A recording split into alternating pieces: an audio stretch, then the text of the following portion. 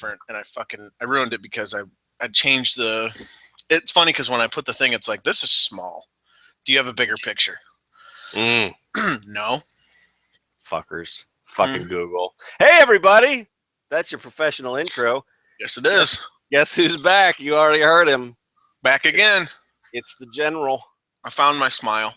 He got his groove back. So everybody who has been feverishly masturbating all morning, your payoff is here. You can now climax. Is back.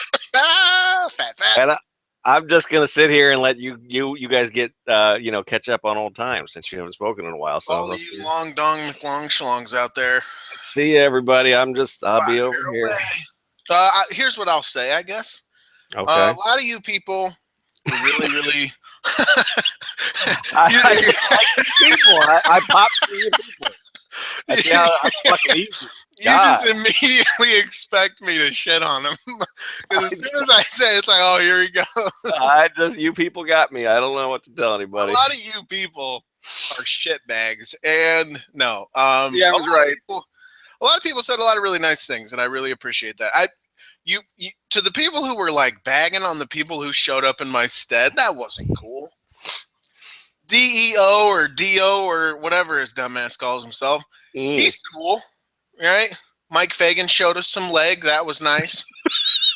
A lot of leg. Lady J was terrified when Solid Sting showed up. I was a little bit terrified, but not as much as Jay. Yeah, I mean, they were cool, but, I'm back. So, yeah, no, special shout out to everyone who said something really nice. And I'm not immune to the shit talk because the first comment in the thread with me coming back was someone being negative. So that's just the internet.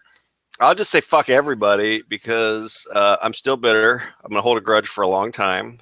Sean's mad, everyone. I was off for 1 week, and everybody's like, "This was the greatest show ever." And then Geno's gone for a second. What was the week? What was the week you were off? The week Megan was on. Oh, okay. Everybody. And then like the numbers went up, and like they did too. They were way up. Gone, and then it's fucking apocalypse, and I guess I'll watch, but numbers are down. I haven't been enjoying this. Where's Geno? Fuck all y'all. I'm just here to introduce the star of the show. It hasn't gone to my head in any way. That's because your head. I mean, my dick grew like 3 inches at least. That's where your ego is. It's in your junk. Well, I'm a male, right? I guess that's true. At least you're honest about it, right? There's no lady balls. True. Ooh, yeah. Really much better. But yeah. So but also special shout outs to Trina. The Marky Smark on Twitter. You can follow her. She's been so supportive the whole way and been like helpful to me in a lot of ways about a lot of different things. And Julie Simon, who reminded me that even when I was like super low and at my low, that I make other people feel better somehow. And that's really cool. And then people like Will and like Brandon, the dude who did the montage, was like, this WWE draft stuff's cool, but like, is Geno's music going to hit tomorrow at 1:00? And it's like, dude, he likes to listen to me call the show that he likes stupid. That's crazy. But I appreciate it. Thank you, everybody. I am back. My smile is back. See, I'm also heard that I say those same things to you, and it doesn't mean anything. But then you have to get validation from elsewhere. We literally and what does that say about our relationship? We literally had sex before we went on the air. I don't know what you want from me. We'll also cuddle later. Just want you to love me, Geno. Is that Sean, I love you. You are your beauty is like that of the sun fading just beyond the horizon. Wow, you are a fucking poet. I'm telling you, man. I wish I had shout out to Chrissy. What? Shout out to Chrissy on Twitter, who's wearing a Cage Side Live shirt today to the gym in honor of my return. Nice. It's cool. And I would have wore one if I Did you buy one finally, you fuck? No, I don't have money $9. Right now. You don't have $9. Is it still on sale? Yeah, I just PayPal'd you $15. See, we are making big bitches. I didn't know tell people what that's for. I was waiting for the Memorial Day sale to come. That's a cut of the sales. Chrissy, thank you for buying that. It bought Sean a pack of gum. Mm-hmm. And yeah. Well, I'm gonna order one right now while you're talking to these fine I people. hope you fucking do it. Cage Please. Side Land. I don't care about these people. Anyway, yeah, thanks for caring that I was gone. So what are we here to talk? There's a lot to talk about. Oh, well, that's what I said. I mean, what do you want to cover? Because you missed Roman's suspension, you missed Brock's win and suspension, or positive test. He has not been suspended by anybody yet. You missed the fucking final deletion. You missed. I mean, what do you want to talk about? There's the draft. There's last night's stupid ending. What? That reminds me. Motherfucker? I'm not sure why I came back because I don't want to talk about any of this. We don't need to talk about all that stuff. You already talked about it with everybody else. It is what it is, right? Like Roman's. That's true. He got suspended. It was like the day after he retired. Yeah. Yeah, retired. I talked about it on Not Your Demo, and no one could hear me. No, I tried to hear you on there. That faulty equipment, I guess. But apparently that's a Not Your Demo problem, because I think Jay said she had the same issues with them. They need to we can't talk step up their game. How many times this show's devolved into, Geno, are you there? But you can always hear one of us saying, I don't know if anybody's listening. And then just the pure panic that we go into. Oh my God, I'm by myself. What do I do? Yeah, Roman's gone. That's, Well, he'll be back now. He's back this weekend for a house show, right? Isn't that? Yep, and then returns it Battleground on television, yeah. Some people are acting like he's going to be back tonight to interfere in the match, where Seth said he's going to settle it with Dean once and for all. I said, Seth, with all due respect, you literally have a match scheduled with him for the title on Sunday. 4 days away. Is it 4? Wednesday, Thursday, Friday? Yeah. I don't know. I don't know, Mads. No, I don't. Last night was fun, I guess. I mean, it was cool. Add to cart. I just bought one. Can you stop it? You stop. Because if I don't do it now, I'll forget. So which one did you buy? I'm gonna get. I think they are still $9. Everybody, if you go to breakingtea.com, I'm gonna get all of them except for that one that I don't like, which is. Let me tell you. I'll tell you right now. I'm not a good guy. That one I don't like. I'm not a bad guy. I also shout out to the dearly departed Bill Henstock. I'm not getting that Roman Reigns one either. I'm going to get the cage side seats, not as good as Brooklyn, and the What a Stupid Show. I'm getting those two. The dearly departed who? He's been deleted. I don't know that guy. Yeah, we deleted him. We are now the sole proprietors of the I don't know, whatever. It's funny because he posted a photo, like, no matter where I go, much love, and with pictures of the shirts. And we never sold the Rudo Radio shirt like he wanted us to. No. Well, we should talk to Mark Normandin and Nick Bond, the current hosts of. I don't know who either of those people are. Rudo Radio. I'm plugging shit left and right. That's 2 podcast plugs and a shirt plug. I'm John Cena up in this mug. We got to get one of the Not Your Demo ladies. I don't know if we should get Stella, who's a delight, or Aaron, who is dating Mike Legs Fagan. She's a leg woman. I don't want to talk about. See, that's another thing that I have a chip on my shoulder about. Everybody's been on that fucking show. Lady J, Fagan, you. I haven't even gotten an invite. Well, I mean, you're such a casual, like, passive, like, you're not. See, that's the thing about me, I guess, is that I'm overly aggressive, and that plays well in this. I'm more Colin Cowherd, I suppose. Skip Bayless, kind of over the top. That's how you have to be, right? I guess. I don't know. And you're more, see, I guess. I don't know. Well, that's you're Jimmy Fallon and I'm Questlove. You're Conan O'Brien and I'm Andy Richter. There you go. You're Gary Shandling and I'm Hey Now Hank Kingsley. You probably don't even know what that means. That's like before you were born. Rest in peace, Gary Shandling. What? So let's talk about Raw. What do you want to talk about, Lady Boss? You're the lead of this show. I don't know. We already established. All of the guest hosts were like, "Well, what's your outline?" I'm like, so. What do you mean? What's the outline? We usually get on, and then Geno starts asking me about my wife. Like, exactly. We have a show that's ostensibly about wrestling that ends up being about like penises and my personal life. So what do you want to talk about? I talk about my personal life. Yeah, I know. But you ask me about it on air, so it's because I'm very curious about people I care about. I'm very curious naturally anyway. I mean, we could bring a stranger on and I'll grill them with questions, but it's a little weird when you do that. Is that why your friends call you Whiskers?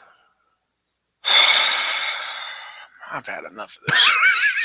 All right, I'm going to announce my retirement. This is the last show. That's it. He made it 11 minutes. So no, yeah, it was a fun show. I got 2 different grades and they were both A. Oh, wow. From random Twitter people. Yeah, I mean, how you feel about the GM picks? I like them. I was surprised. I was surprised by Foley, and I wasn't sold on that idea at all. But actually, the backstage stuff convinced me to roll with it. I liked Foley's segment with Shane, and I liked his one with Daniel Bryan. I thought he did a good job explaining like why he would take it, and it's pretty weird. Yeah, it's a tough. I needed to be sold at first. I was like, what? I mean, I assumed it was going to be Hunter, and I wasn't. You were all about the swerve in the cage side offices. You're like, I'm not convinced this is real. I thought I wasn't. I thought it was going to be just a way to get more heat on the Authorities reunion. Tommy Dreamer is definitely in the crowd with a sniper. Like this is not. There's a swerve coming. I thought so too, but it's weird that the commissioner's a heel and the general manager's a babyface. I don't know how that works. I don't know how that's going to work. I don't know. But I think there's some possibility for that to be interesting. That's kind of what I'm going to give him the benefit of the doubt and see how that plays out. I don't want that though, because it still keeps the focus on the interaction between the authority figures instead of the people who are wrestling. I never had any doubt that was going to be the case though, especially on Raw. Yeah, but especially Mick Foley's cool, but he's Mick Foley, and he's they got to do the Holy Foley promotion and all that stuff, and it's probably be Noel Foley on TV at some point, and they put that Frank the fucking clown on TV. There was oh man, I can't remember which show it was. It was one of the NXT house shows last weekend. Frank the Clown was there, and there were some dudes on Twitter whose whole thing was they just posted pictures of themselves like flipping him off, and I popped for every single one. I wanted to put it in the house show report, but I was like, no, this is a little bit too. It's just mean for the sake of being mean. Yeah, but it was funny. I popped. I liked it. Oh, you're mad, but I'm laughing. Exactly. Is a really good way to look at it. I thought Mick Foley looks fucking great, man. Oh, looks awesome, right? I'm gonna get some of that DDP yoga business going on and probably like buy it and never use it, but it works apparently because these guys look great. I thought the idea was they would have a guy who Brian would very clearly overshadow. Right? If the idea is that they need to make SmackDown look big, no one's gonna watch. You're not going to get added viewers for Raw because Foley's there, but you will get added viewers for SmackDown because Brian's there. Yeah, true. So, and plus, Brian looks bigger next to Foley. Foley's a big deal, and we know that, but Brian's an even bigger deal. So I think the idea was just this is a way to put Brian over without it being like because if it was Triple H, right, it would have made Raw look much bigger. And it already does anyway, and that's a problem they're going to continue to have. But I thought this was a good way of. Don't you think it's kind of weird that we haven't seen Triple H since Mania? I mean, outside of NXT stuff, that's in its own way. But I mean, there's just where he's got a rematch clause, right? That he's sitting on. I mean, I don't know. Everybody has a rematch clause, right? I can't imagine Triple H would negotiate. He wouldn't sign for a title match without having a rematch clause. Maybe they just abandoned whatever plan they had for him. I mean, and they signed him to a what do you call a performance deal, a performing contract, right? A performer contract, yeah. Which is probably for like an additional 3 years. They just extended it basically, which is to say, we want you to wrestle, you can wrestle, right? And probably just another way to like rig his compensation package, but not rig it, but Well, yeah. I mean, because his is always, when they do the executive pay things, his is always really low, but then they put a footnote saying he also gets paid on contract to be a performer. So anyway, yeah. I just think I was just convinced that I was as convinced of that as you were of a title change. I was like, it's going to be fucking Triple H. We're going to start Brian versus the Authority again. So maybe that's why I like the Foley thing too, is I was so down on what I thought was going to happen that anything was a pleasant surprise. There was a title change. No, not officially. Not in the record books. I didn't watch the network, so in my eyes, there is a title change. Well, that's if you are somebody who only watches Raw on USA, and which I'm sure, like, this is the majority. Let's be real. If my grandmother was still alive, she would have no idea. She would be right now. She would be thinking Seth Rollins was champ because she wouldn't have the network, because she wouldn't know how to get a streaming service, and she wouldn't be on fucking Twitter because they didn't even say go to the network. No. I think, well, did they? I think Cole might have said I didn't something. hear it. I don't know. So if he did. They kind of went silent like that. No one knows what to do. It felt like the announcers didn't know what was going on. And then they did the thing on the net. Did you watch the network? No, you told me about it. Because I was still trying to write the thing up. I had the whole post written as Seth Rollins as champ. And then you were like, nope, hold up. And they did the fucking thing on the network where the ref watched a replay on the Titantron. They didn't even go. Okay. They didn't have him go under the hood like Mike Chioda did back at whatever show that was a couple years ago. No, they're just like, we should have him watch a replay, and he just turns his head and fucking on the screen. So this is fine, and it actually makes sense, right? Yeah. But if you're going to do it for this, why wouldn't you do it for every fucking match that needs a replay? Yep. Either you do it all the time or you don't ever do it at all. It's the kind of thing you don't want to introduce because it pops the bubble of your kayfabe of the fictional universe you're in. Yeah. This is a world where you can knock the ref out and commit atrocities. Right. And then when he wakes back up, it is as though the atrocities never occurred. Right. He has no idea. Like can you imagine a fucking receiver goes over the middle and a linebacker wants to blindside him, so he trips the referee beforehand and then just kills the receiver, and there's no flag thrown because the ref was picking himself back. That's what the XFL should have done. They'd still be around. That's WWE, man. He Hate Me would be in the Hall of Fame right now. It was really fucking dumb, and I don't like, it set up a match tonight, I guess, and that's fine if that's what you wanted to do, but why the fuck wouldn't you then? This what doesn't make sense either. You're trying to send people to the network, but you didn't tell them to go to the network. Right. You didn't explicitly state, we're out of time. See the conclusion of this on the network, which is a good thing to do. That's smart business in my mind, because you have way more viewers for Raw than you have subscribers to the network. But you didn't do that. And you go to the network and you have to watch for 10 more minutes of people bickering and a ref watches a replay for them to reverse the decision. So it feels shitty that you bothered to, invest the 7 hours you do to watch Raw.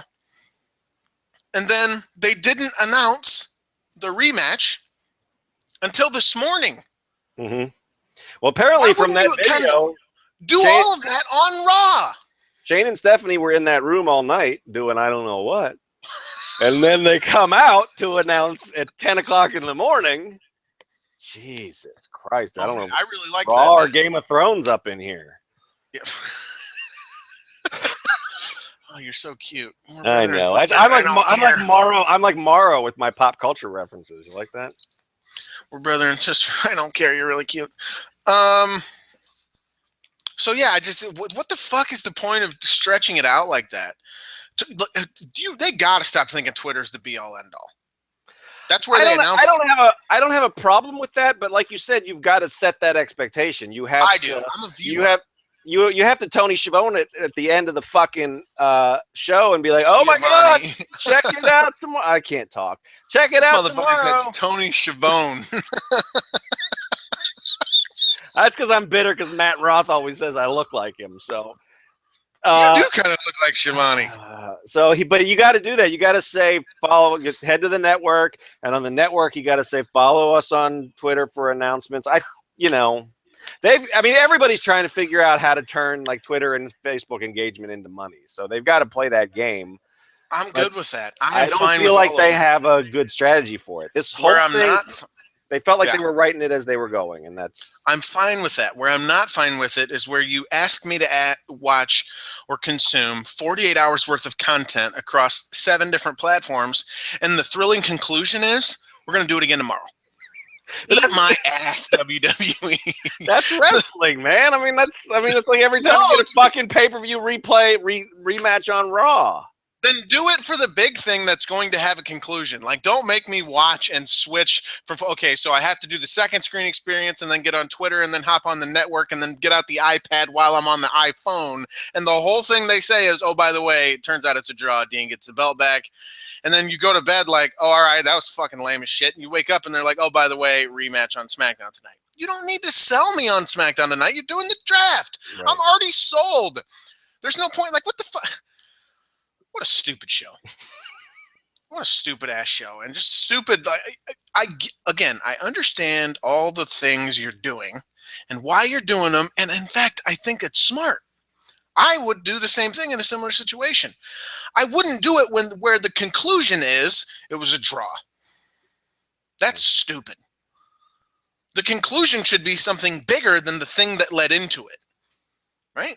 Yeah. Like, you don't go watch a movie and the halfway mark, shit's dope as hell and it's crazy. And you're like, man, I got to run to whatever reason. I can't wait to come back and watch the rest. Then you come back and watch the rest and it's people sleeping for fucking 30 minutes.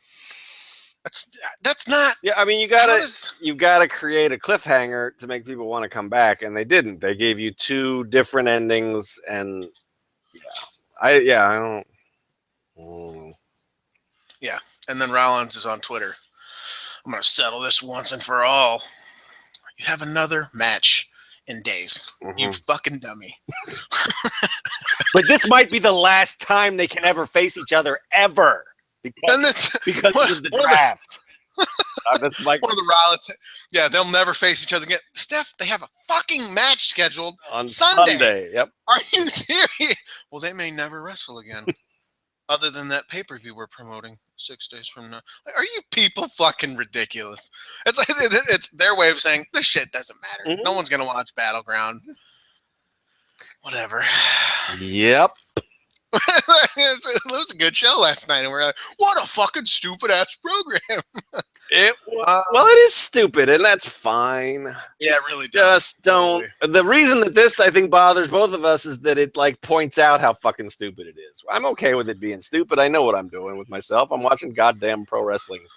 But I want final deletion stupid. I don't want, I want Jeff Hardy chasing down drones with Matt Hardy holograms in 58 different accents, trying to delete him and hitting him with a fucking acoustic guitar.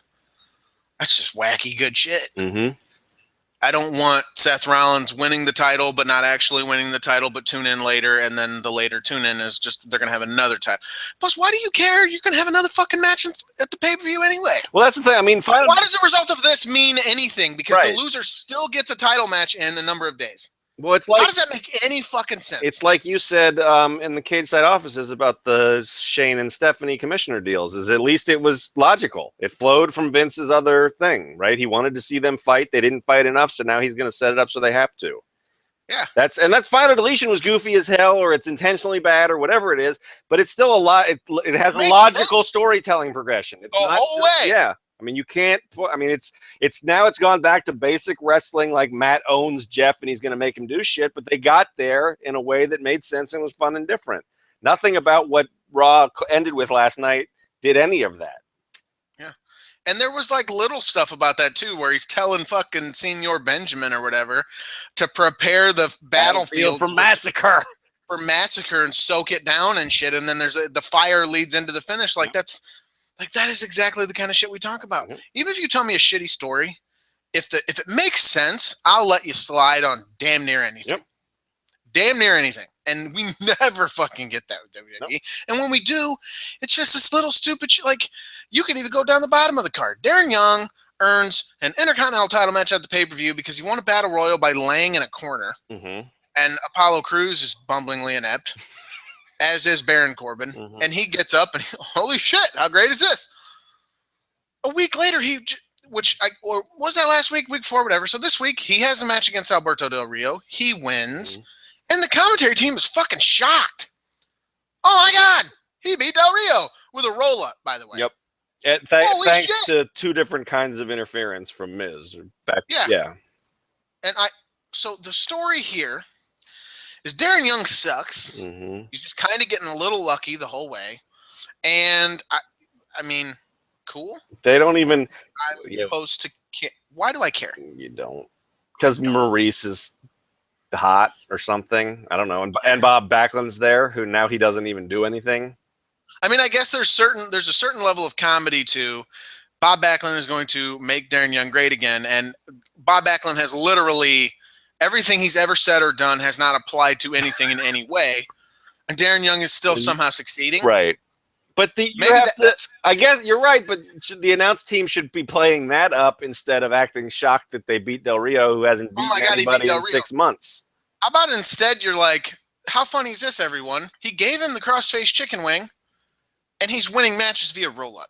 He hasn't even attempted that fucking submission since they made a big to-do about Bob Backlund giving it to him, played it on 2 separate shows, and he hasn't even tried to use it even one time. Nope. Although I guess the roll-up was the Backlund move that he would do, right? The way it was done. Right, the O'Connor roll. They never said that. They never pointed that out. So anyone who wouldn't know better, which is basically everyone, would just be like, that was dumb. Looked like every other fucking match ever. Just another roll-up. So I guess but that also takes away my idea for the story, which is that Bob Backlund would teach him all these things and he'd never use them and still somehow win. Well, so maybe he didn't really learn them because for all that training, he and Bob Backlund were never even in the same room. So I don't even train. It's my life coach. What a stupid angle. Dumb as hell. Just so dumb. What'd you think of the big one, the one that took up 58 minutes on this show?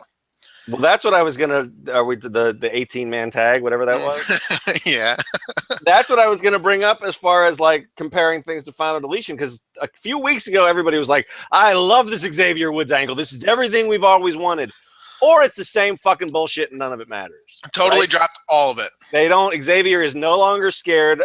They didn't even, and they couldn't even.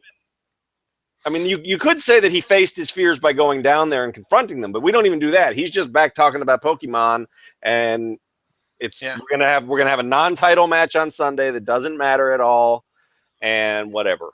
So you buried the Wyatt family compound forever. That place means nothing now. No, it's just yeah. Like they didn't even. So like they should have tried to scare him, or they just kind of backed off. And there's the fireflies, and there's follow the buzzards. Like, why? What fucking what does that even fucking mean anymore, right? Like follow to what? To do you're just saying words. They don't mean fucking anything. They never did. And they come back this week and you're right, he's talking about being a level 21 Pokemon master. Yep. I don't know what the fuck that means. I don't know what a Pokemon is. I don't know what it means. You know what a Pokemon is. I know what a Pokemon is in a very broad general sense. It's a cartoon creature. It's a critter, yeah. Yeah. I don't know. It's an annoyance to my. This thing misses me on every possible level because I'm old as fuck. This is the wrong place to be if you want positive talk about Pokemon. I am John Cena when it comes to this. Because I don't understand anything that you're even saying right now, or what. I don't know. There are children roaming my neighborhood with their phones out. I don't know what they're doing. Yeah, you can Pokemon go the fuck away from my home trying to catch your Bulbasaur. I am glad that everyone is enjoying themselves, but I have no fucking idea what you're talking about. Right, that's cool, right? I mean, it's a, you know. No, I mean, I do dumb shit. I like wrestling and comic books and fucking shit, so I'm not going to judge anybody, but I don't know what you're talking about. I can't sit here and be like, really, your Pokemon Go? I need to get back to my game of Donkey Kong. You know, I can't, that's, you know what I mean? It's what, and it gets people out and socializing, and people are exercising like it's a Illuminati conspiracy, all that good stuff. That's all fine, but you can't have him back. Everything was forgotten. Yep. Literally everything. He's fine. He's totally cool. They did the whole sit down interview where he's like, I'm real mad. I'll support my brothers, Big E and Kofi, but we don't know what we're going to get into. What they ultimately got into was a bunch of big dudes in a sloppy field running at each other at high speeds and bumping into each other. I think actually the Wyatt family got the worst of it, which is just makes no fucking sense. Xavier was almost murdered with the pickaxe at least twice, and that apparently didn't faze him at all. Nothing. He was scared before it happened. Right. Now that I faced a pickaxe death. Right. Now I can play smartphone games. Like the reverse of post-traumatic stress. It just makes exactly. It cured him. Anyway. Yeah. Which, like I said, in my head, now I'm okay. You could at least say something about I faced my fears and I survived and now I'm ready. I mean, you could do like a little babyface promo out of that. It wouldn't be great, but it at least would give us some credit Also, for fucking following along, and they don't even do that. So also, we talked about getting to the climax before you finish the fucking story. Why would you have the compound in the before middle, the match on pay-per-view where it's just the singles and the belts aren't even on the line? What is in your fucking brain that made you think this is how you should go about this? What? I don't know what Fruit Loops. Potato chip. I don't know. Yeah, like Pokemon. That's what it was. Mm-hmm. I can't book the show. I have to catch Charmander. Catch them all. Gotta catch them all. Which, I mean, kudos to them for actually being on top of a hot trend. Try to capitalize on it. Vince is tweeting about it, so Oh my God! Yeah, I saw that. Get out of my gym. You sit down, Vince. He doesn't even know how to tweet. He does that. Do you think he has like an iPhone or like a Galaxy? I guess so, because you can do business on it, right? So he probably does. You're right. He probably does know how to tweet. That's an interesting thing to think of. More interesting than the show he makes, is whether or not he has. I am much more interested in anything about Vince McMahon than I am about the show that he creates. Right? He's a fascinating guy. See, that's what I mean. I just want to sit him down and ask him questions. And it's pretty. And he's pretty. I mean, we hear all these third-party reports about what he's all about, but he doesn't give a lot of interviews or whatever. Not anymore. David Schumacher did a thing where he tried to put together like a history just based on like old interviews. But yeah, I mean, we're not getting a Vince McMahon autobiography, even though that thing would sell like crazy. Well, they did a DVD on him going into stuff. It was wrestling though. I mean, it wasn't really. I don't buy. No. Wasn't he even sexually abused when he was a kid, and he's talked about that? Or he was abused. I don't know. Was it sexually? Yeah, I think maybe. He's got a hell of a life, man. Yep. But no. So, what did you think of Dad Cena? I mean, it's an interesting wrinkle to his character, I guess. I mean, it's a better way to go about getting to possible tension in the team than just what they did later. How do you feel about how he treated Enzo? I've seen some differing opinions on this on the old Twitter feed. What did he say? He doesn't make. Well, Enzo did. Enzo was like, lines. "I've got something to say," and he just goes into riffing with some fucking Will Ferrell one-liners, just spitting off these awesome fucking jokes, and they're all funny as hell. Like, let's be real, this shit was funny. What did he say about Gallows? He started talking about duality, and I was like, no fucking way. He's like, ugly, beautiful only exists because there's ugly in the world. Thanks, Luke Gallows, for your sacrifice. Yeah. Something like that. Yeah. That's good shit. That's fucking really good shit. And then at the end of it, Cena walks up to him and goes, "What the fuck are you talking about? You're just saying one line, and it's just a bunch of punchlines. Doesn't make any sense." One cast said that's Enzo, and that's everybody. Cass is like, dude, this is Enzo Amore, bro. And the audience popped for it, so that's why. The audience responded well. Yeah, I thought that was a big deal. If they hadn't, then it might have looked like Cena was shitting on him, but the audience was with Enzo. So and then Cena kind of went, "All right, maybe that works. Maybe I'm wrong here." I thought that was. I've seen people say they didn't like that. That's how they handled that. Like it was Cena, kind of calling him out, and then they didn't do enough to get back over that. But I kind of came away from it feeling like Cena was like, "I don't get what you're doing here," which is fine because a lot of people have that reaction. A lot of people watch Enzo and go, "What in the fucking world is he even saying?" But, they explain it to you. And then Cena's like, "Actually, yeah, this guy's fucking great." And everyone in the crowd was like, I thought it was a really cool, it felt to me, maybe I'm thinking a little too much into it, but it felt to me like a shift. Like it was like Cena presenting like the opposite argument to what literally everyone in the building, how they feel. Yeah. Because everyone loves Enzo and Cass. So when he's going, "I don't get this," everyone's like, not like, maybe I shouldn't get it either, but more like, "Sit down, Johnny C. We'll explain it to you. And if you don't, you jump on board with it or not, but fuck you because we're rolling with these two." So I thought that was good. Yeah, I think it's an interesting kind of twist to Cena's character. It's wild that a lot of us have been watching him long enough where it's gone from he was the young, edgy guy who was, then now he's the old fogey who doesn't quite get it. So listening to Enzo talk about syphilis. My favorite part about that entire segment was AJ Styles. Really? Yeah, his reactions to that stuff, I don't love him as a promo, but he's got great like comedic timing on that stuff. Like I forget what they were doing the beat up John Cena thing, and he just goes, "And that's you," and pointed at Cena. And there was something else where when the New Day was talking, and he had a reaction that was just like, "I don't know what the fuck those guys are talking about. What do they mean?" or something. Yeah, I don't know. He cracks me up. he's good. I could do without the hot Asian wife stuff, honestly, but Really, yeah, I don't. what's wrong with it?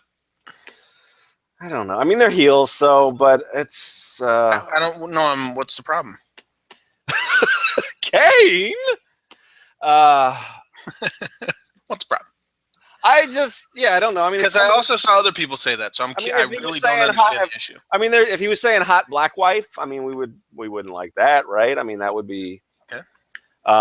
There's just a lot of, I mean, there's a whole like. Well, he's in America though. I mean, if you're in Asia, my hot American wife. Well, I mean, it makes more sense in Asia because that's sort of I think that's a line to get heat in Asia where he's coming over there and taking a Japanese woman or an Asian woman. I think I don't know. There's a lot of. I mean, the whole like fetishization of Asian women as a whole is tied up in a lot of like racist stuff and feminist stuff where like.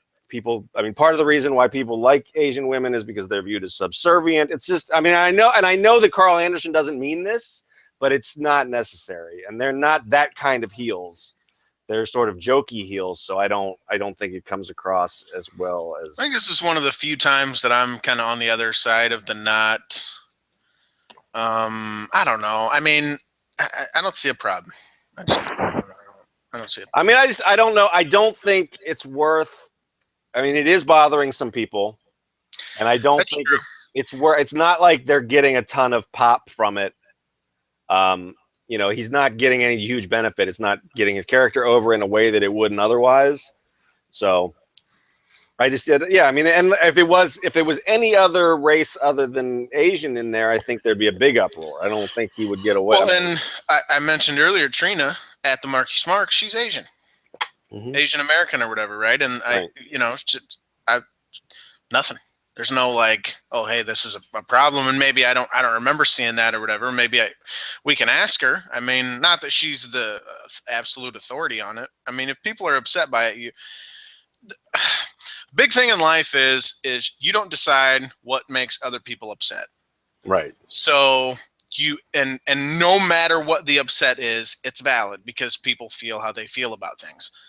Having said that, you know, I think you have to cut across sort of broad expectations of things and how hurtful they actually may be to the number of people they may be hurtful towards.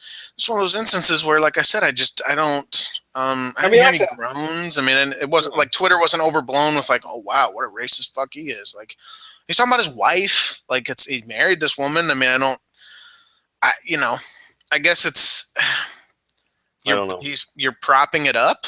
Like she's a hot Asian, good for me. Yeah, I mean, like it's a heel move. I don't see any problem because you'd still say like if you married like a French woman, right? My hot French wife. I don't think. Well, that's what I said because there are connotations, and the reason why he's saying Asian is those connotations. That is viewed as like a trophy in some ways to some to some like men's rights kind of activist people that. As in, there's no agency on her part. It's just the male has. Right. I mean, it's all tied up in there. Like I said, I don't think Carl Anderson has like done the research into like the sociology of it and why people are upset. But I mean, that's why it's a line is because people view Asian women differently than they view French women. Okay. So, all right, that's fair. I mean, like I said, I'm not outraged by it. I just don't think it's. I never know for sure either. I mean, because I'm an advocate of people doing some outrageous shit to get heat. I think that's kind of valid in a fictional environment. But what's the farthest you'd let him go? What? What's the farthest you'd let someone go to get heat? I mean, I didn't have a problem with the pallbearer's ashes stuff. So, I mean, that's pretty far. I've done a huge 180. Like, and it's part of I've changed my mind on so much. I used to be a part of the outrage brigade, I guess, right? Like, right. You know, the people who get outraged. And I think about stuff now and I'm like, you know, I don't really personally give a fuck. Like, I think that's a distinction too that you draw, you figure out. And we've talked about that being personally offended versus understanding that this is an offensive thing to many people, Right. even if it's not offensive to me personally, which is one of the big issues as far as like, and we don't need to get into the political nature of all those things, but it's one of the big issues as far as, you know, the Black Lives Matter stuff. Let's even say there are a lot of number of people or people, white people or people who aren't directly affected by things and are unable to sympathize or really view the world through any glasses that are not their own. Right? This has never actually directly affected me, therefore it must not actually be going on, and that's a major problem. Having said that, when I look back on stuff and I think about things that before I would have been like, this is a bad thing, I look at it and go, you know what? I don't really care. You know, someone told me a joke that was last night that was, I laughed at it, and then I was like, most people would call this racist. I think. I don't think it's intended that way. I don't think it is, but I think a lot of people would. I'm like, should I feel bad for laughing? I'm like, you know what? I don't know. It's a tough. Sorry, my phone's going off. You know what I mean? Like, I'm not like. I don't think it's racist. I don't think it was intended to be racist. I don't think the person saying it's racist in any way, shape, or form. But it could be interpreted that way, and how much should that affect things, whatever. And then getting to wrestling, how much can you do things to get heat because it may be interpreted in such a way that it looks bad, and it's just words. I don't know. I struggle with a lot of that stuff on a daily basis. Well, and I think, and this is what I've talked to, you know, when I've done some teaching, I've talked to students about this, and I've talked to other people about this. I think having that internal conversation that you just had about, like, should I be, I mean, that is important. And I think the difference between people who like dismiss something like Black Lives Matter, or who worse, like get defensive about it, like, oh, well, why don't, you know, who try to make it about themselves instead of thinking through, like, well, does this, you know, should I be offended? What does it mean that I'm not? That's the conversation you have to have. That's where you can empathize with people and maybe change your own viewpoints or treat people better or influence others to treat people better just by having that conversation. It's where you become so self-centered that you don't even consider that somebody else's opinion or viewpoint on something, that you get into trouble. Okay, so looking at Twitter, Trina actually is responding to us, and she said, I fucking hate hot Asian wife. That shows what I know. Way to pay attention, Geno. She said, I am a hot Asian wife, and I would whoop his ass if he ever called me that. Yeah. See, that's what I mean. I don't know yet. On Twitter last night, I'm like, I'm convinced they're doing a title change here. But if my life has taught me anything, it's that I'm wrong all the fucking time. Yeah. I was wrong again. There you go. All right, let's so what else? Sorry, Trina, I don't know. My bad. I don't know. Well, see, now you learned something. That's all. And at least, thankfully, her hubby is not. You asked and you listened to the response. You're better than 99% of the people on Twitter. So, and thankfully, her hubby is not calling her that, so he can avoid an ass. He doesn't, because I think he would get his ass whooped. My money's on Trina. She's dangerous. Exactly. Yes. What else? Anyway, so I don't even segment. remember the match that followed all that segment. Oh, it was super fun. One of the best parts about that segment was, everyone got to talk. Except for the Wyatts. Then the Wyatt family music hit, and they're walking out, and they cut to commercial. In a segment that was all comedy, and everyone got the chance to get their shit in, the funniest part was the Wyatt family coming out, people who love to talk the most, and going right to fucking commercial. Well, they're not comedians, but I thought I was surprised. I told someone on Twitter. I was surprised that they didn't use the commercial to sort of change the tone and then have the Wyatts talk when they came back. I thought that could have been. But I guess they just I don't know. I mean, how many different fucking flares do we need sent up that they don't view the Wyatts as anything other than what they are right now? They're mid-card heels. Yeah, who are still bad at kidnapping. And they're good at kidnapping. They're bad at false imprisonment. Right. And they're at your compound. You still lost the fight, and then you let them walk away. And they're horrible at brainwashing. I mean, they just. And one of them was halfway. They're the worst cult ever. One of them was halfway brainwashed.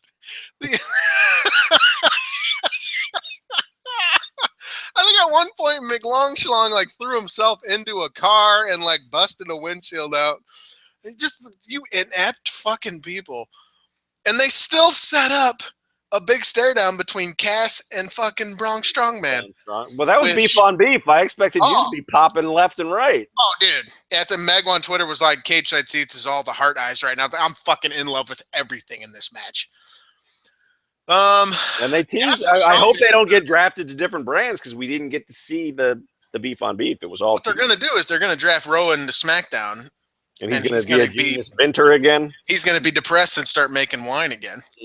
I hope Luke Harper comes back and is like, you know what? You guys suck at everything you try to do. I'm going to go on my own. Why are they not drafting injured people? I don't know. But they are some. I mean, Naomi's on there, and she. What's funny is in the Cage Side offices, every single one of us, and the Cage Side offices have grown because, you know, Decker's fucking ass is in there, and Canaanite's always in there and running his mouth and all this and that. And we let Rev in. And Rev's in there, and Jason Martin shows up every once in a while, yeah. So we're all in there. We're like asking each other questions. We're like, so wait, what about this? Well, is this going to be like this? How's this going? Sean's like, apparently there's a fucking pre-show tonight. None of us have any answers to any of these questions. Yep. No one knows anything, probably because they don't know anything. Even when they announce the title match, stuff's like, I'm looking forward to who my first pick's going to be. Does that mean you're leading off with the title match and then the first pick comes after that? That seems like a bad idea. Yeah. Like the whole thing about this is that it's a draft. You kick off and it's like the first pick. Like that's the whole allure of doing a fucking draft is who the first pick's going to be.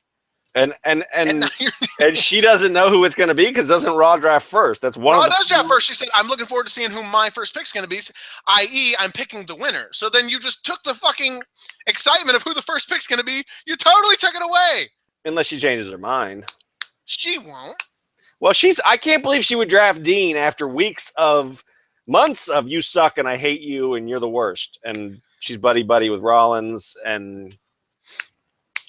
Yeah. And plus, because she just announced the new divisions, can't she just announce the new title?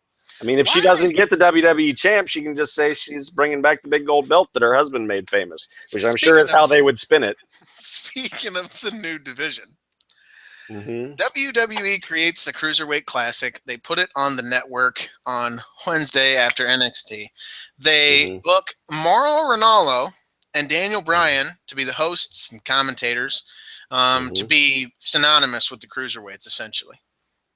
Daniel Bryan is then named the SmackDown general manager. SmackDown is the show that Mauro Ranallo is the play-by-play commentator for. Right. So they put the cruiserweights on Raw.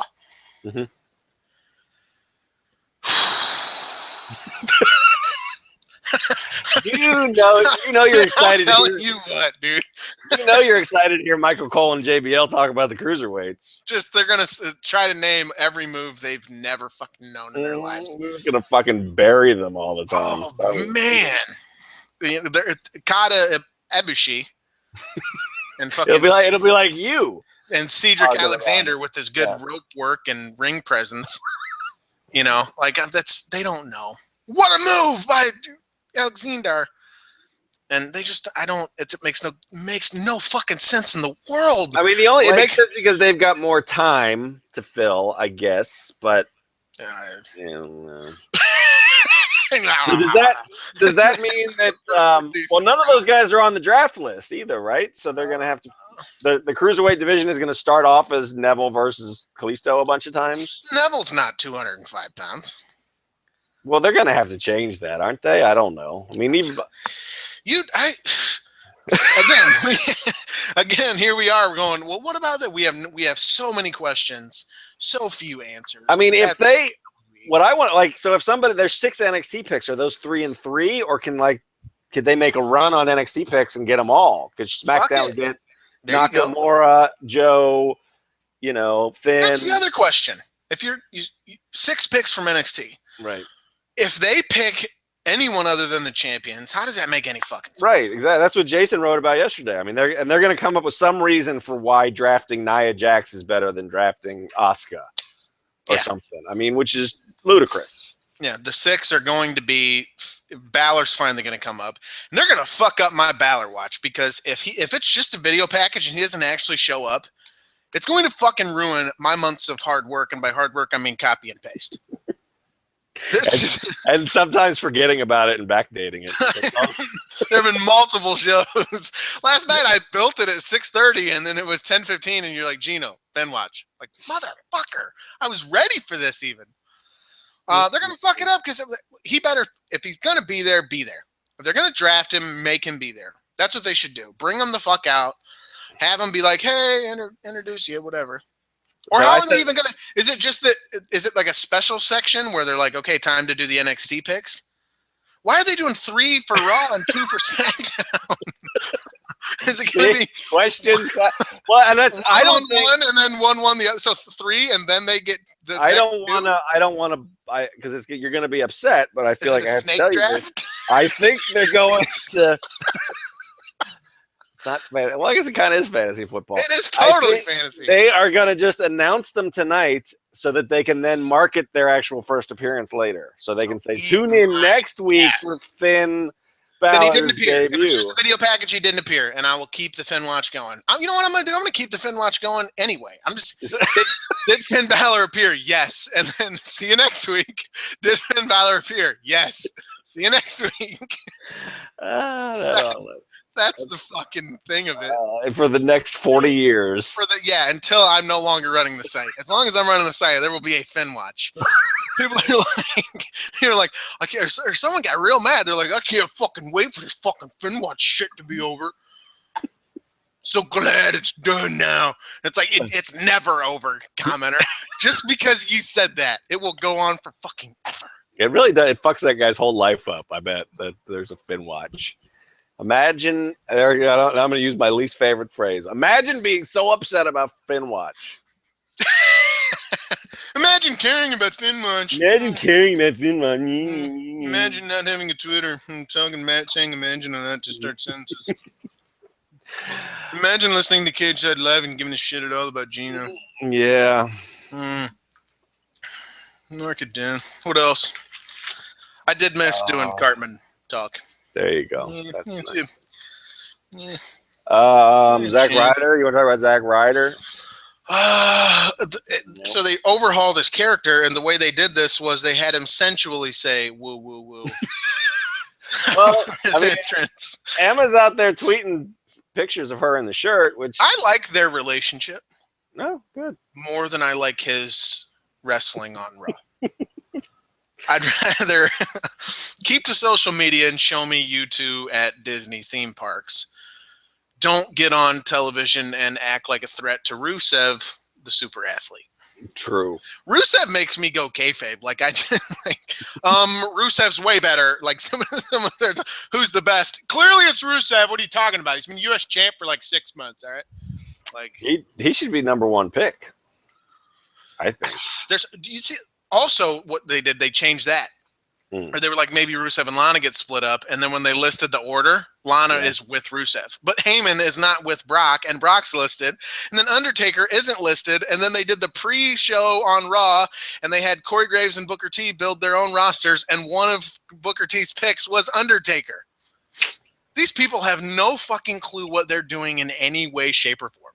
Nope. Sometimes it's awesome. There's no penalty to them for it. Their numbers are down across the board, yes, but they haven't like dipped anymore because they don't know what the fuck they're doing. There's no penalty for them. They just did the lowest rating they've ever done. Yeah, but it's been that low, but it didn't like drop out of, it wasn't 4 million last week and then it went down to 2 million. It was like 2.6 and then it was 2, which isn't, given the other shit that's going on in life and the world and stuff, isn't that big a deal. I mean, they're obviously still making money. Oh, yeah. We're not anywhere close to, catastrophic failure, certainly. And this shit's great for our business because we're booming. That's what I'm saying. Yeah, traffic is up the last couple of days. So people, we're fans, at pay-per-view levels. The fans who are not going away no matter what are enthused by this nonsense. They're enthused by the fact that I'm one of those people, I guess. So I'm like, holy shit, this is a train wreck. I gotta watch. Whoa. I love it so much. I'm gonna try to make it my job so I can write about this foolishness. Woo. Woo. Woo. Woo. Woo. Woo. That's how he should do it. Woo, woo, woo. You think Uh, Emma says that? You think they go to the Emma's like, woo, woo, woo, Zachy? I think she's in the Zachy bed like poo. doing this. Which is still being sexy. It's like, oh, you know I like that. Woo, woo, woo. Did she get served? We don't even know what happened, right? She got Say the woo, woo, woo one more again, Zach. Say it one more motherfucking time. I swear to God. But you're right. Like, she's a good girlfriend. She's actually on there supporting him and wearing a shirt that says, I still woo, woo, woo. That makes no sense, even in this world. Even in the WWE universe, that doesn't make any fucking sense. Did she get surgery? What do you mean? Oh, no. Yeah, on her back. Yeah. Huh. Yeah, I think so. She's supposed to be gone until end of the year, I think. But she never like. I mean, Nikki was like in a fucking, Jaws of Life kind of get up, and What? I don't know what I'm talking about. Oh, you mean like she's walking around like everything seems cool? Yeah. Well, backs are real tricky, right? Like they're not. I mean, your back is like, it's anything wrong with your back. He was fucks just your like whole in world. Mexico and doing bikini shots like the day after they said she had surgery. Well, Sean fucked his back up in '98, and he was commissioner and taking bumps in '99. But he, look back on it, it was career ending. You know what I mean? And then he came back and was so. Like I said, back is a tricky thing where it's hard to operate in any way. You fuck your shit up. So I'm a doctor. So obviously, yeah. I mean, when I next trained time under my back flares up, I'm gonna go talk to you and find out. I trained under Dr. Joe Rogan. Who's Brock quitting? Isn't he quitting? Isn't Joe quitting? Or is Joe? I think he said he was gonna quit if they sold the UFC, right? And then they did. But Dana's staying on, I guess. What a shitstorm they've got going on. Fucking UFC 200 was like every outcome imaginable was basically, they got John Jones, Daniel Cormier. Jones fails the drug test, doesn't get to fight. Lesnar and Hunt goes about as well as it could for them in so many ways, but kind of not because, whatever, because Lesnar has to go back to WWE, but then days later he fails the drug test, or they find out he failed the drug test, right. And there's some and fucking then Mark Hunt has there. a fucking temper tantrum. Hunt fucking loses his mind and demands his full purse or he's going to quit. Misha Tate gets her ass whooped in the main event. Oh, wow, yeah. By someone, I still don't remember her name, covered the match live. Amanda Nunes. There you go. That's no disrespect to her. I mean, she's a great fighter, obviously, but this was not the outcome they wanted. They badly wanted Misha Rousey. Yeah, they can't get to a super that division. No, they keep trying to, Yeah, they're somebody's going to die and shit. Like, they're going to try to book a fight. Yeah, and then Cormier ended up fighting Anderson Silva, which will save the guard, and then it ended up being a clunker because Cormier was scared to death. Yeah, so that was. But Brock, man, what a fight! They didn't mention him at all last night. So they did, right? They brought up how he's wrestling Orton. They showed the thing, but the focus was mainly on. So they did. Right, but they didn't address his situation. They just stuck to the company line of. What was interesting when we asked for a statement, the statement they sent was the one that they put out too, which was just he's gone until August 21st. He's not booked until the 21st, and he hasn't wrestled since WrestleMania. He hasn't wrestled. Right? Yes, like distancing themselves from him while also announcing when he's coming back. I don't know. I mean, the whole thing's kind of weird, and you did the post saying he's going to get to the bottom of it. I don't know what that means. Yeah, that's when I saw that. I was like, "Oh, Brock issued a statement." No, he didn't. He said 4 words. That's a statement. I guess that so. But it's not what you think of when you think of like a PR professionally statement. Done. Yeah, like right. It's not just we will get to the bottom of this. We're gonna figure this thing out. It would be nice if he said, "I didn't use drugs."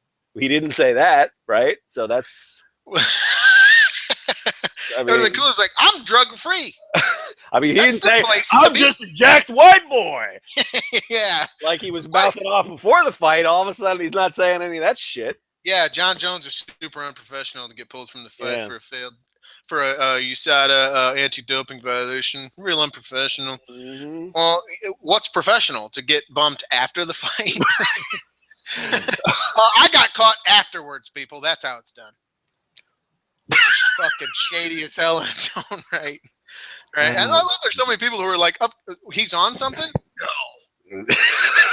You mean the dude who's 6'8", 350 pounds of solid fuck muscle. His neck muscles are bigger than my thighs. You mean that guy is on something? I don't know what he's on. Maybe he was taking an inhaler. I guess that's the rumor. But somebody else shot that down. But yeah, somebody said it was an asthma thing. Yeah, I have a restrictive airway disease. This was approved. We can't just call it asthma anymore. It has to be a restrictive airway disease. Restrictive airway disease. I have GERD. There you go. I had heartburn. I took some Tums. That's what the failure was for. Fuck you guys. Yeah, and Hunt's out there losing his damn mind. I'm fucking sick of fighting cheaters. Anyway, so yeah, they're gonna let him wrestle at SummerSlam. Orton's got to go over now, doesn't he? Fuck if I know. I guess I'd squash Brock is what I'd do. I'd cash in because you know what? He's not a huge draw. No, he's not for them at this point. He's really not, and you're not worth the headache if you're failing drug tests. This makes WWE look really bad. Right. His value to them is that, in my opinion, his value to them is that he gets them some more coverage and mentions on places like ESPN and real sports outlets. But when that mention is, why wasn't, when that mention infers that your drug testing sucks, that's not the kind of mention you want. So, yeah, he does not. He gets, his value to WWE as a draw is long gone. I don't think it's anywhere near I don't think it's where you can justify not doing anything about this. True. I think the thing you do about it is you build Randy up, and you have I'm not even done saying it, and I realized I've done that. I was just gonna sigh audibly, but you go ahead and shit on your own point before you're done. It's Orton, dude. You got a guy coming back from. He's probably going to separate his whole body. Yeah, it's a German suplex. Well, maybe you book it so he never takes a German suplex. He just whoops Brock's ass like a. That's what I mean.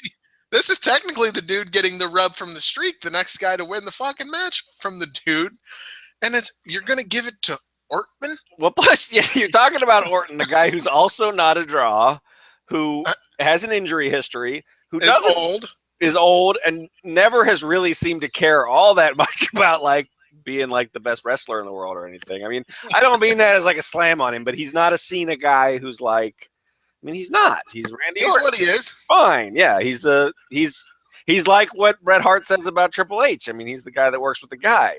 He shows up to work most of the time, unless you're the clock. Unless it's when he was in the military. Oh man. That's in kayfabe. Mick Foley used that against him way back in the day, back when he was still the Legend Killer. You know what they need to do is they can't. This is dumb. What? All of it? Yeah, that's. I liked Raw yesterday, and I'm still here going, "This shit's so stupid, it's unreal." Yeah, I mean, Brock's on shit, and Orton's been busted for shit in his life. Everyone's on some shit. Nate Diaz is right. Yep. The Diaz brothers, by the way, I think what we've learned out of all this is the Diaz brothers are the realest motherfuckers on the planet. I think that's all it's. Stockton. Fucking 209. Tell you what, 309 is my area code. Put your fucking hands on it. What was that? That's how white I am. I have to actually physically that was my West Coast. Okay, West Coast. Why was Brock repeatedly bringing up the fact that he's a white? I don't know. He's got it because the joke that when I said that on Twitter, I got a lot of replies. Well, he's purple right now, so maybe he's trying to remind himself, which is a good line. I don't know. That's not a bad joke. Why is Brock Canadian all of a sudden? I mean, he lives in Saskatchewan. I know he does, but I mean, that's like if a black dude all of a sudden decided he was African, people would freak the fuck out. This motherfucker just disavows the nation of his birth and moves to fucking communist Canada, and we're supposed to be okay with it? I'm not okay with that. John Cena's not okay with it. John Cena loves this country. Yeah, well, I just don't know why. Maybe he liked the uniform colors for Canada better, so he went with that. From one white boy to all nations. Just panic. I mean, it's a nice message or whatever. But I'm like, shut the fuck up. What was great was Rogan. He said from one white boy and just oh shit.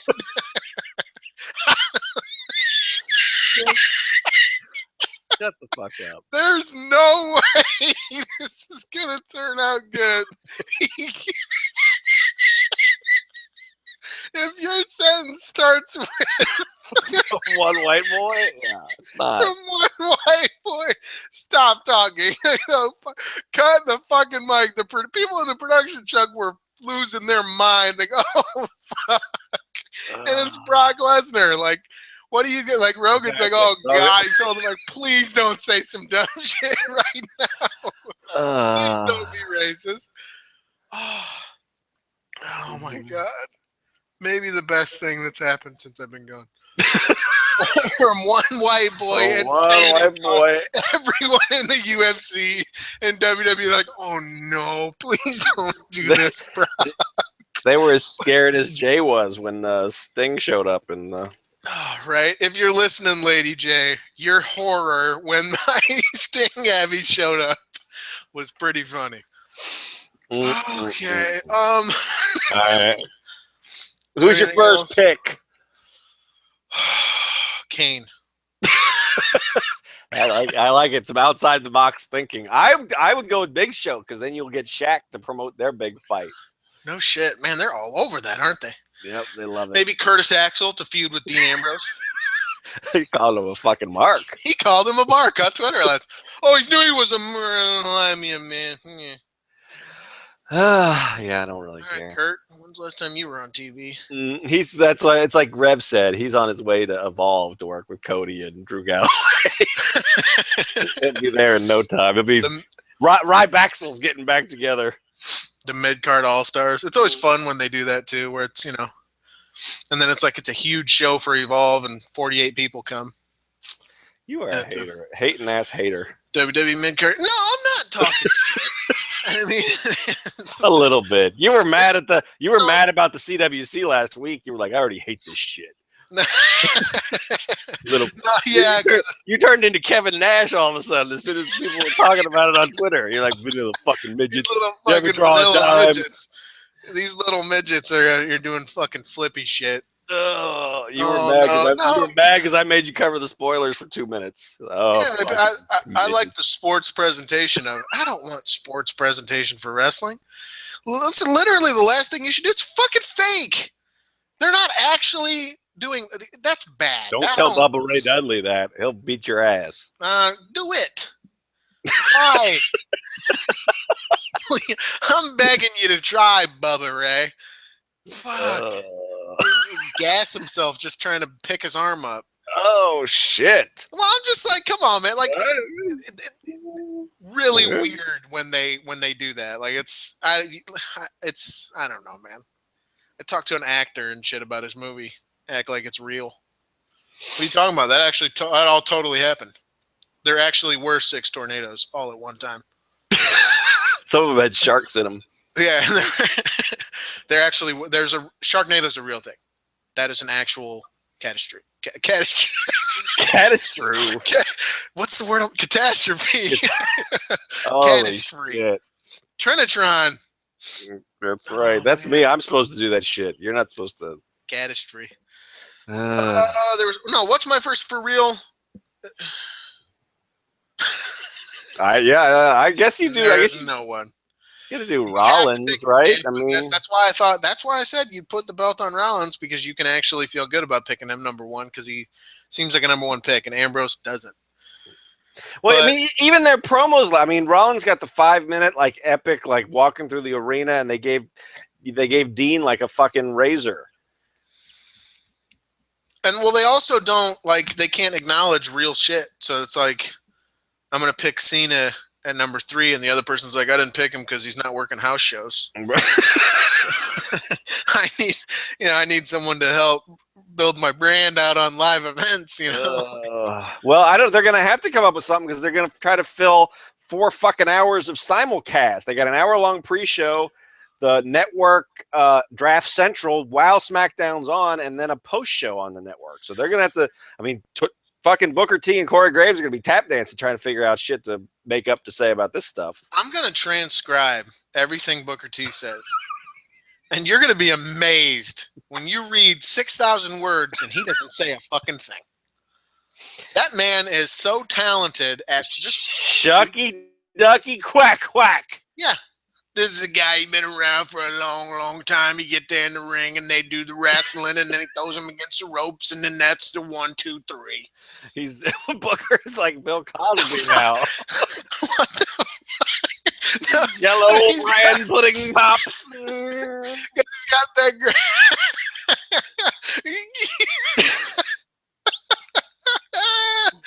What are you, Chucky Ducky? With my boy D-Bro, you're going to make a pick on SmackDown. You're going to have some matches, and then they do the matches, and somebody's going to win a title. I swear, it starts as Booker, but it ends up as Bill Cosby. And I don't know if it's just the way I'm hearing it, but that's like a broken Matt Hardy. You do like 3 different accents in that one impersonation. Shit. Oh, you know what I think about Booker T, though? What? I think he's a nerd. Damn it. Should have gone out on that. I wasn't ready. Oh, my God. I wasn't ready. Ever. Son of a bitch. I don't know what I was doing. I'm always on the wrong fucking screen. God damn it. See, Love you, bye. I was doing good, and then you came back and ruined everything. Fuck. All right, cage side seats. We're going to be, we'll have full coverage of the draft tonight. We'll have a SmackDown live blog. We're going to have full coverage of the draft. SmackDown live blog. We're going to give you the result of the title.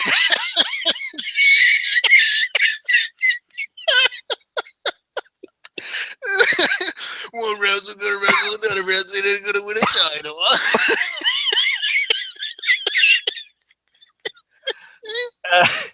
Oh, great laugh. I can't.